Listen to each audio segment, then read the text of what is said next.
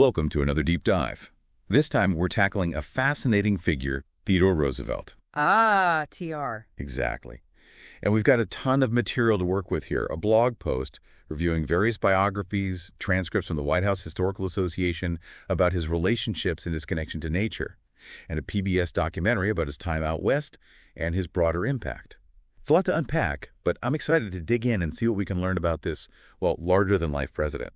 Right off the bat, the bio review highlights the sheer scope of his life. Author, scientist, rancher, conservationist, you name it, all before becoming the youngest president. And on top of that, a Nobel Peace Prize winner. It's almost overwhelming. It really is. I mean, this wasn't just a man who lived a full life. He lived about 5 of them. It makes you wonder what drove him. That's a great question. And it seems like even the biographers struggle with that a bit. The review points out how Edmund Morris's 3-volume series, which is considered like the definitive Roosevelt biography, almost changes tone with each book. The Rise of Theodore Roosevelt, the first one, captures that early adventurous spirit. Then you move into Theodore Rex, covering his presidency, and it takes on a more serious, almost weighty feel. And finally, Colonel Roosevelt, about his post-presidency, shows us a man who, even after all that, was still full of energy, still seeking new challenges. That's fascinating. You can almost see how Morris himself is grappling with the different facets of Roosevelt's personality, the way he evolved over time. It really speaks to the challenge of capturing such a complex figure in just a few books, even if they are massive volumes. No kidding. And those are just Morris's books. The review goes on to mention a whole bunch of other biographies, each with its own take. Henry Pringles is more critical. John Blum zeroes in on his moral and political core. William Harbaugh really delves into his political career.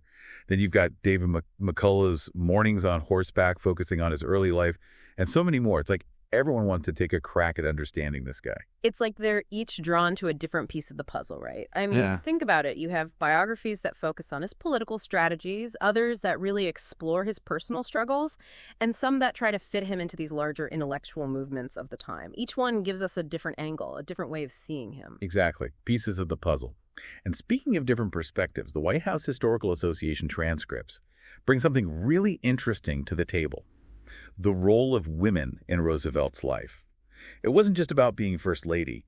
These transcripts highlight how his mother, his sisters, and even his 2 wives, they all played a huge role in shaping his worldview, his decisions, everything. It's a crucial reminder that even these figures we see as like these solitary giants of history, they were still deeply influenced by the people around them. And in Roosevelt's case, it seems these women were incredibly strong figures in their own right. Oh, absolutely. Take his mother, Mittie. She was a Southerner living in the North during the Civil War, and the transcripts suggest she was the one who taught him that whole speak softly and carry a big stick, carry back approach to disagree without being disagreeable. She also had this incredibly vibrant personality, which apparently rubbed off on him. And get this, when he was a kid, she would physically shield him during his asthma attacks, which were really severe. Wow, that paints a very vivid picture of her, both her strength and her devotion. It makes her later advice to live for the living, not for the dead, all the more poignant, especially considering the tragedies he would face. Right. That advice became a kind of mantra for him, especially after he lost his father, and then tragically his first wife, Alice, and his mother, on the same day. I mean, can you imagine? It's almost unimaginable, such a double blow.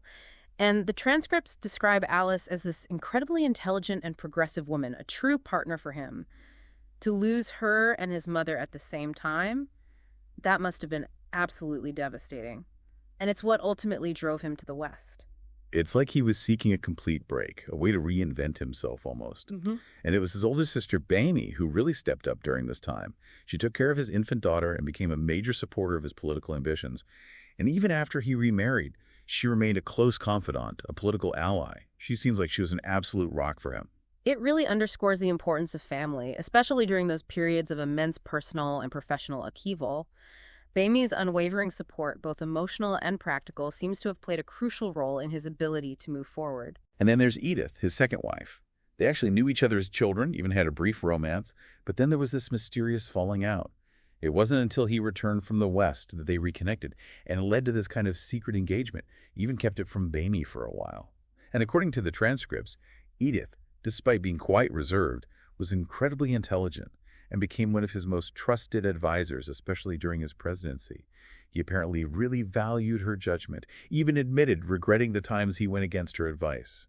The secrecy of their engagement is interesting, isn't it? It almost suggests a different kind of dynamic compared to his relationships with Alice and Bamie, something more intensely personal, perhaps. And Edith's personality, her reserved nature, combined with that sharp intellect, seems like it would have provided a different kind of support, maybe a more considered, less emotional form of counsel. That's a good point. So we've got this incredibly complex web of relationships shaping Roosevelt, and then you layer on top of that his experiences in the West, which both the White House Historical Association and the PBS documentary really emphasize as this turning point in his life.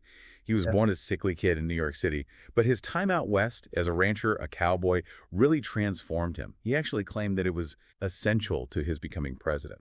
It's almost like a classic hero's journey, right? He goes out to this rugged landscape, the Badlands, with its millions of years of history, and he finds not just physical healing after these personal tragedies, but a deeper connection to nature, a new sense of strength.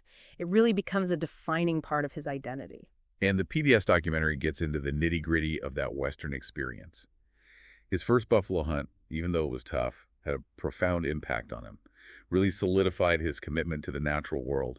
He invested in cattle ranching, fully embraced that strenuous life he was always talking about. He even crossed paths with figures like the Marquis de Morez, although it seems they kept each other at arm's length. It's interesting to see how his Eastern aristocratic upbringing interacted with the realities of the West.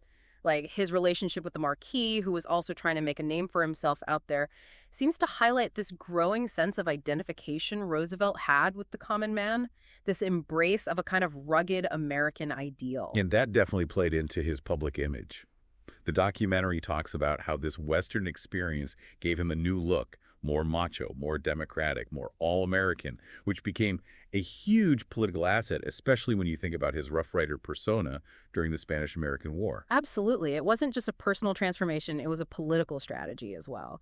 He cultivated this image of the cowboy president, and it resonated deeply with the public, especially at a time when America was expanding its influence on the world stage.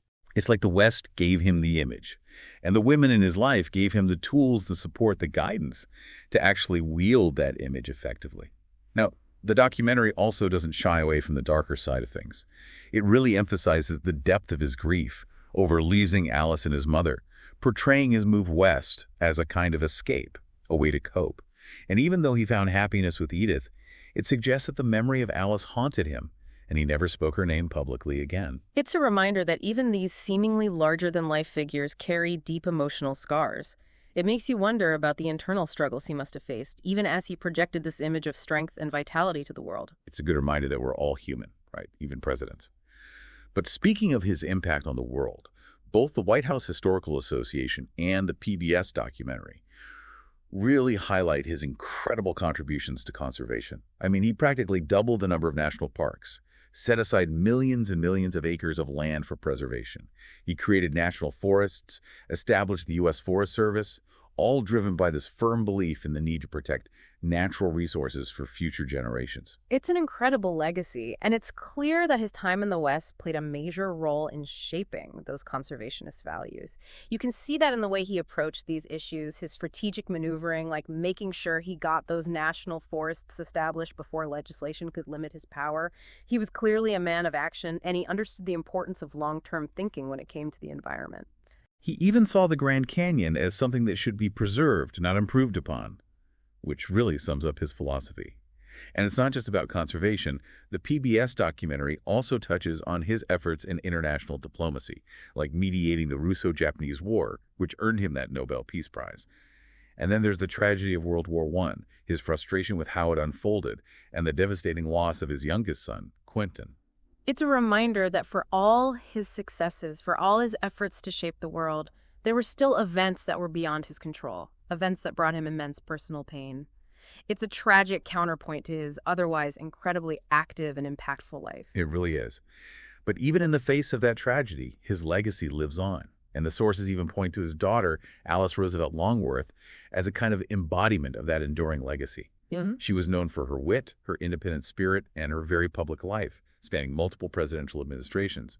It seems she inherited a bit of her father's energy and charisma. Absolutely. It's like a thread connecting us back to that era, a reminder of the lasting impact the Roosevelt family had on American culture and politics.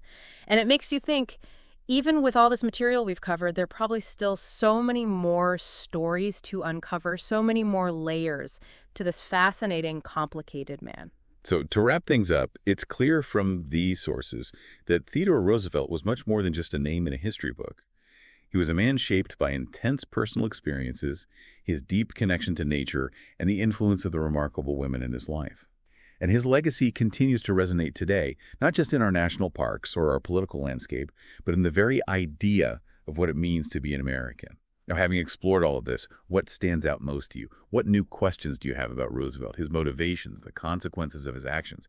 Perhaps diving into his own writings, those would be fascinating. Or exploring those biographies in more detail could offer even more insights into this truly unforgettable figure. Thanks for joining me on this deep dive. I think we've just scratched the surface here. We have. And it makes you wonder, how would Roosevelt approach the challenges we face today? Would he be that same force of nature, that same champion of conservation and progress? It's a question worth pondering. Definitely food for thought. Indeed. Thanks again for joining us. Until next time. Happy exploring.